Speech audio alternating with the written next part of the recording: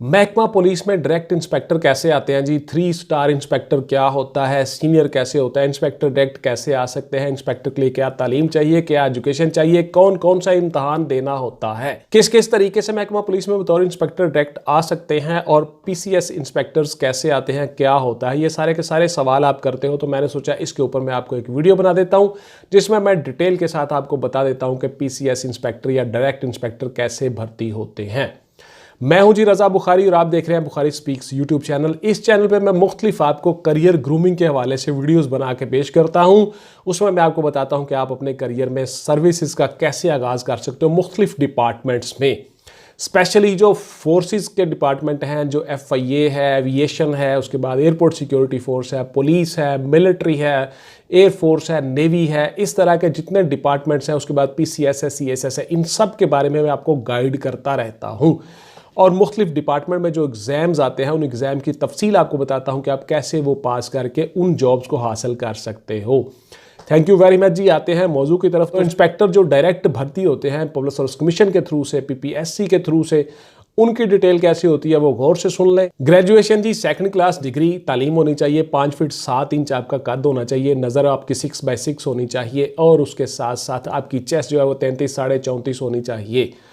आप जो police service commission का जो फॉर्म होता है उस फॉर्म के साथ आप एक मेडिकल सर्टिफिकेट अटैच करके साथ में भिजवाते हो, जो MS जारी करते हैं जी medical student. District headquarter hospital में होते हैं या जो सरकारी हॉस्पिटल होते हैं वहाँ पे MS मौजूद होते हैं। वो MS आपको एक सर्टिफिकेट जारी करते हैं जिसमें आपकी कद, छाती, नज़र, शज़र, ये वो सारा कुछ दर्ज होता है। वो अपनी मोहर और स्टैंप लगा के देते हैं। वो आप पुलिस सर्विस कमीशन के फॉर्म के साथ उसको सबमिट करवा देते हो और इस तरह से आपके फॉर्म सबमिट हो जाते हैं। उसके बाद व्यूअर्स आपका होता है जी रिटन टेस्ट। रिटन टेस्ट में कैसे क्या कौन कौन से सवाल आते हैं, कैसे आपने करना होता है, उसमें काफ़ी सारे पोर्शंस होते हैं। वो मैं फिर से थोड़ा शॉर्ट आपको बता देता हूँ। डिटेल से मेरी वीडियोस पड़ी हुई हैं पुलिस सर्विस कमीशन पे, CSS पे, PCS पे, PMS के, वो अलग से आप देख लीजिएगा गौर से। वहाँ पे हर चीज़ डिटेल से मैंने बताई हुई है। यहाँ पे सिर्फ आपके लिए इतना ही है कि आपके जो पोर्शन है वो ये है जी जनरल नॉलेज के आपके सवाल आते हैं। उसके बाद आपके करंट इश्यूज़ पे आते हैं सवाल, नेशनल और as well as international relations पे सवाल आते हैं। उसके बाद फिर आपके जियोग्राफी, उसके बाद आपके ह्यूमन राइट्स, उसके बाद यूनाइटेड नेशंस के कुछ सवाल आते हैं, आपके कॉन्स्टिट्यूशन के सवाल आते हैं, आपके कंप्यूटर के मुतल्लिका सवाल आते हैं, सॉफ्टवेयर, हार्डवेयर, सोशल मीडिया, उसके बाद आपके इंटरनेट और उसके दीगर सवाल जो कंप्यूटर के कंसर्निंग और उन डिवाइसेस के कंसर्निंग क्वेश्चंस है वो सारे के सारे आते हैं जी, उसमें से सवाल आते हैं। उसके बाद फिर आपका एक पोर्शन होता है जियोग्राफी का, उसके बाद मैथ का, इंग्लिश का, उसके बाद फिजिक्स, केमिस्ट्री, बायो, कुछ चंद सवाल होते हैं। एवरीडे साइंस के भी सवाल होते हैं। अगर फर्ज किया MCQ का पेपर आता है MCQs का, तो उसमें सारे के सारे इन्हीं सब्जेक्ट में से कुछ सवाल सेलेक्ट करके 100 नंबर का एक पेपर होगा। अगर फर्ज किया डिस्क्रिप्टिव टेस्ट आपका होता है, मुख्तलिफ रिटर्न टेस्ट होते हैं आपके, तो उसमें से जितने भी पेपर होंगे वो सारे के सारे इन्हीं लेवल पे होंगे और इन्हीं चीज़ों में से आएंगे। आपका व्यूअर्स जो टेस्ट है वो बोथ भी हो सकता है, यानी डिस्क्रिप्टिव टेस्ट भी हो सकता है और उसमें MCQs भी हो सकते हैं। यानी आप लिखना भी आपको कुछ सवालों का पड़ेगा और उस कुछ सवालों का जवाब जो है वो मल्टीपल चॉइस क्वेश्चंस भी हो सकते हैं। जैसा भी आपका पेपर है आपकी तैयारी पूरी होनी चाहिए। बहुत से बच्चे बैठे होते हैं जो तैयारी कर रहे होते हैं पिछले 6 महीने से, 1 साल से, 1.5 साल से, वो बच्चे कामयाब होते हैं।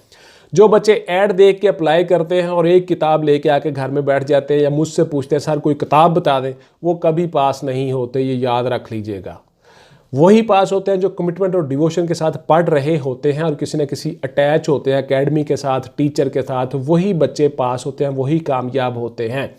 बाकी 50,000, 60,000 गधों की एक भीड़ होती है, उनमें से जो घोड़े होते हैं जो कामयाब होते हैं वही होते हैं 300, 350, 400 बंदा होता है।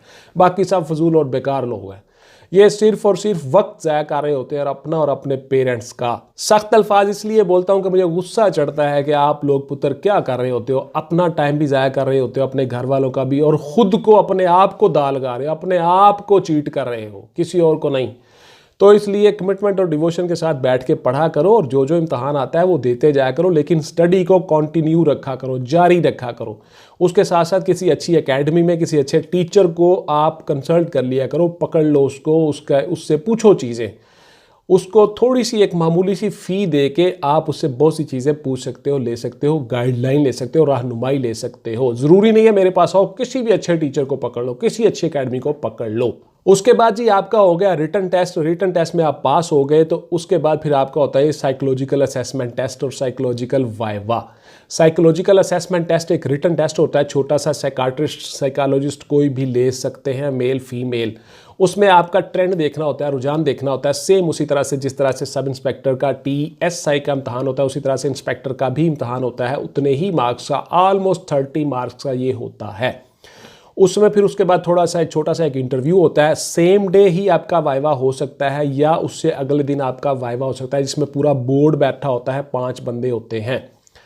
उसमें चेयरमैन बोर्ड एक उस बोर्ड का चेयरमैन होता है और उस चेयरमैन के अंडर 4 बंदे काम कर रहे होते हैं, जिसमें एक इस्लामिक स्कॉलर भी होता है, साइकाट्रिस्ट भी होता है, मुख्तलिफ अपनी अपनी फील्ड के माहिरीन होते हैं। एक पुलिस अफसर भी हो सकता है, कोई IG रिटायर्ड वगैरह, या हाजिर सर्विस IG या DIG साहब भी कोई हो सकते हैं, सीनियर ऑफिसर्स होते हैं।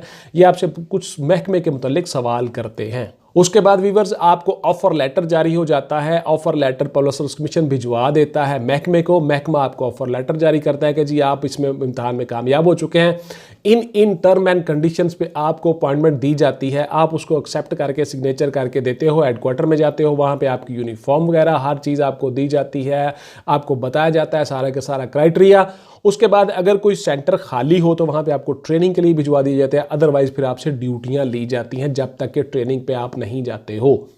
उसके बाद 1 साल का वीवर्स आपका ट्रेनिंग का पीरियड होता है, जिसको प्रोबेशनर कोर्स कहा जाता है। प्रोबेशन पीरियड के दौरान ही ये प्रोबेशनर कोर्स होता है। 3.5-4 साल तक आप यूटी इंस्पेक्टर रहते हो, IPUT इसको कहते हैं, इंस्पेक्टर पुलिस अंडर ट्रेनिंग। उसमें उसके बाद फिर जब आप कंफर्म हो जाते हो, उसके कंफर्म होने के बाद फिर आपको नंबर अलाट किया जाता है, C नंबर, यानी पूरे पंजाब लेवल पे आपकी सीनियरिटी होती है और उनको एक नंबर अलाट कर दिया जाता है। तो आपका बेल्ट का नंबर होता है, वही नंबर साथ साथ चलता रहता है। आपकी प्रमोशन के साथ साथ DSP होते हो, SP होते हो, वो नंबर चलता रहता है आगे।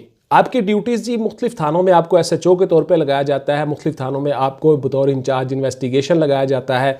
नफरी की कमी की सूरत में आपको बतौर सर्कल ऑफिसर यानी DSP के तौर पे भी आप काम कर सकते हो, सर्कल ऑफिसर भी आपको लगाया जा सकता है। आपको महकमा पुलिस के किसी भी विंग में इंचार्ज ही लगाया जा सकता है। ग्रेड 16 में आप होते हो, गजेटेड ऑफिसर होते हो, आपकी तनख्वाह पे अच्छी होती है, उसकी डिटेल से मैं वीडियो बना चुका हूँ, वो देख लीजिएगा। यहाँ पे मैंने आपको सिर्फ और सिर्फ इंस्पेक्टर प्रोबेशनर का क्राइटेरिया बताना है, भर्ती होने के बाद प्रोसेस सारे का सारा कंप्लीट करना है। आपकी जी पार्ज इख्तियारात बहुत ज़्यादा होती हैं। आपको वो केसेस दिए जाते हैं जो सब इंस्पेक्टर नहीं कर सकते। मिसाल के तौर पर ATC जो कितने ATA के जो एंटी टेररिस्ट एक्ट के जितने दफ़ात हैं वो सारी की सारी इंस्पेक्टर कर सकता है, सब इंस्पेक्टर नहीं कर सकता। उसके साथ साथ डकैती के दौरान में मर्डर होता है, वो सारी कुछ दफ़ात ऐसी होती हैं 395, 96, 97, 98, वो सारी की सारी। उसके बाद फिर कुछ ऐसे सेक्शंस ऑफ लॉ हैं जहाँ पे सब इंस्पेक्टर रिस्ट्रिक्टेड है, वहाँ पे सिर्फ इंस्पेक्टर ही कर सकता है, वो सारी की सारी दफ़ात होती है। उसके बाद मखसूस जो स्पेशल आपके होते हैं एक्ट और ऑर्डिनेंसेस, जिसमें सीनियर ऑफिसर या गसेटेड ऑफिसर ही तफ्तीश कर सकते हैं, वहाँ पे इंस्पेक्टर को IO लगाया जाता है, इन्वेस्टिगेशन ऑफिसर। इन्वेस्टिगेटिंग ऑफिसर के तौर पे इंस्पेक्टर काम कर रहे होते हैं। और उसके बाद फिर वही सारा प्रोसेस होता है कि आपने एक केस लिया, उसकी फ़ाइल तैयार की, उसकी एविडेंस कलेक्ट की, मुलज़िम के ख़िलाफ़ शहादतें गुजारी और वहाँ पे जाके आपने कोर्ट में उनको पेश कर दिया, कोर्ट ने उनको सज़ा दी। इस तरह से मुलज़मान जुडिशल चले गए, जेल में चले गए या फ़ाइन हो गए, जैसी भी सूरत हाल हुई। तो इस तरह से आप सारे की सारे वही सारी चीज़ें इख्तियारात इस्तेमाल कर रहे होते हो जिस तरह से एक तफ्तीशी ऑफिसर करता है, एक इन्वेस्टिगेशन ऑफिसर कर रहा होता है।